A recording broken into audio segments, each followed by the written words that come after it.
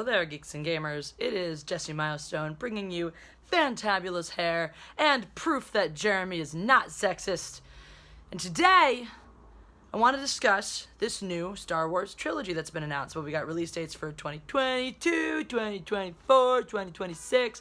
They want to scale back. They want to take a rest. They want to take a break, regroup, regather, put things together. So the big question we're left with is whose trilogy is this? Because we know that Benioff and Weiss, the writers of Game of Thrones, have been promised a trilogy, and that Rian Johnson has been promised a trilogy. So, and we don't know whose it's going to be. There have been rumors. All the rumors are pointing towards Benioff and Weiss, but Lucasfilm has confirmed nothing.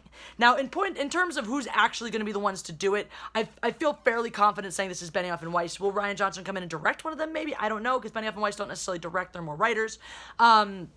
That's yet to be seen.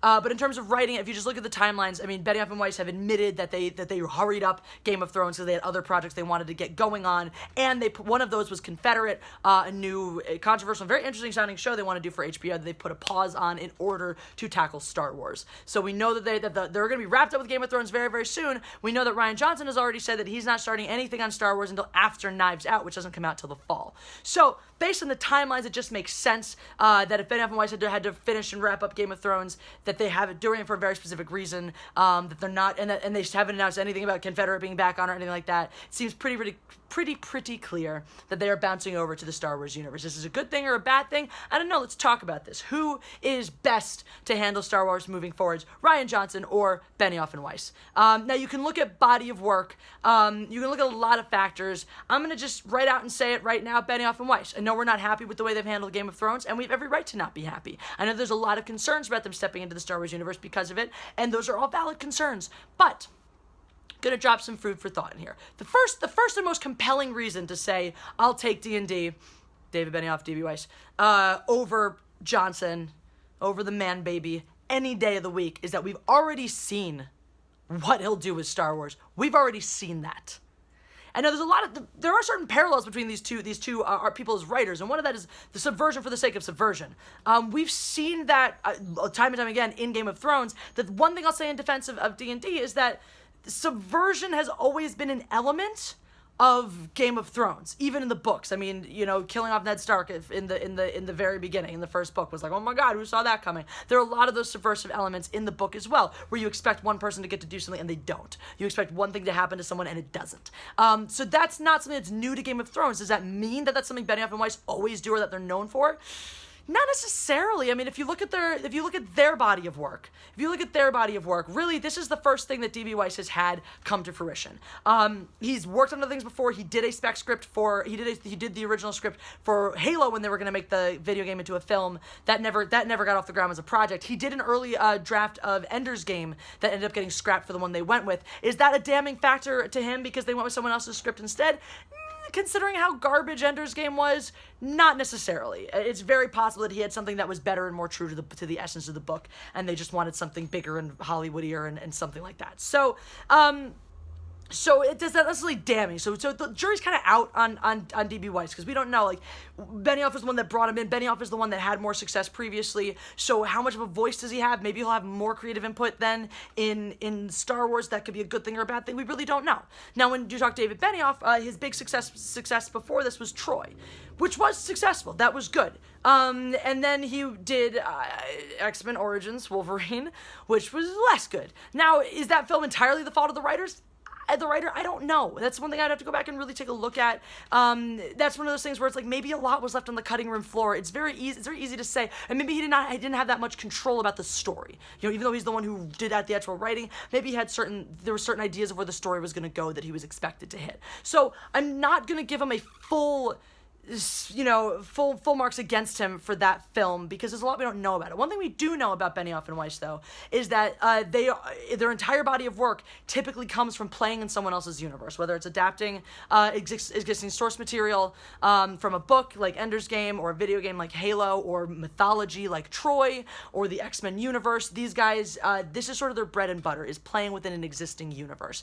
And until Game of Thrones, I mean, obviously not everyone was thrilled with X-Men Wolverine Origins, and there were some things like the way they handled the Deadpool character in that wasn't so great, but there were There were some other things that were maybe not super consistent with the comic books, but again, how much of that was Benioff's fault, and how much of that were the decisions of the the producers knowing where this series was going to go.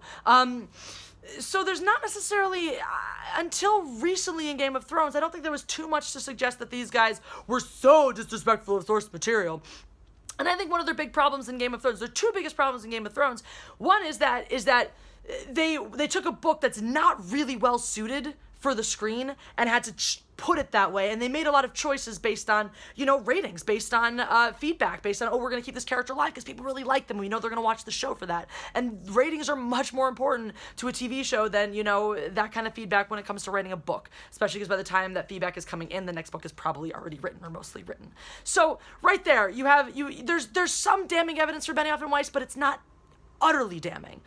There's certain potentially redeeming factors. They did an okay job with Game of Thrones. Certainly when it was more attached, when George R. R. Martin was more attached to it, they did a solid job, bringing that to life. Troy was a perfectly fine movie that wasn't, the worst example of disrespecting mythology that anyone's ever seen, and Brad Pitt's butt is great. So it's not great. The prognosis for them is not great. It's not like, oh my God, these are the greatest guys ever, I'm so happy they're doing Star Wars. But at the same time, it's not 100% damning. It's not 100%, oh my God, these guys are utter dog shit and haven't created anything good ever. Now you look at Rian Johnson, and we have some pretty damning evidence to suggest that he has no idea how to handle the Star Wars universe. That he's perfectly happy to subvert for the sake of subversion and not actually have anything to tie it together. I mean, you can say what you want about the other damning thing, the other thing about Benioff and Weiss, which I'm not going to hold entirely against them, thinking about newer Star Wars, is that I don't, they said they rushed. They admitted that they rushed the ending of Game of Thrones, that they decided they wanted to wrap it up in this amount of time. So they put these constraints on themselves to make a less satisfying story. They did that to themselves. Whereas nobody put any constraints on Rian Johnson and made him screw up The Last Jedi. He did that all by himself. He made it clear, and that's, even in the faults of Game of Thrones, there's still a through line that we can basically follow. The plot of The Last Jedi is so messy and stupid that things just don't have a point. I mean, Game of Thrones is not perfect, but most of the things, as clunky as they've been utilized, or as untrue to the story previously that they've been, seem to have a point, seem to be at least going somewhere, even if they don't totally make sense. Whereas you have an entire half-an-hour plot line in The Last Jedi that goes absolutely nowhere. The other issue I have with Rian Johnson taking the helm on Star Wars is that this is your writer-director, and someone who's admitted that he's not a great first-draft writer, who still is perfectly willing to write his first draft, say, I'm a genius, and go with it.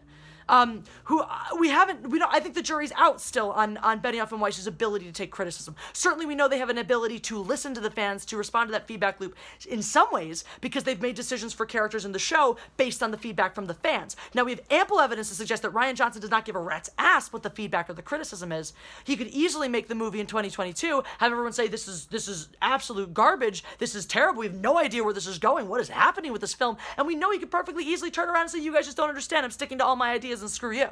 We know that he absolutely has the ability to do that. Now, with 2 years in between films, you have ample time, if you have even started production on the next one before the first one comes out, you have ample time to make changes, to do reshoots, to improve something that maybe wasn't great before. And so we've seen evidence that Benioff and Weiss are at least willing to do that. So even if they come out with movie number 1 and we're like, I don't think you really got it, it's much more likely that they're willing to take that feedback, turn it around, and improve upon their original piece to make something better. Rian Johnson, we already know that is not going to happen. This man thinks he's God's gift to Earth.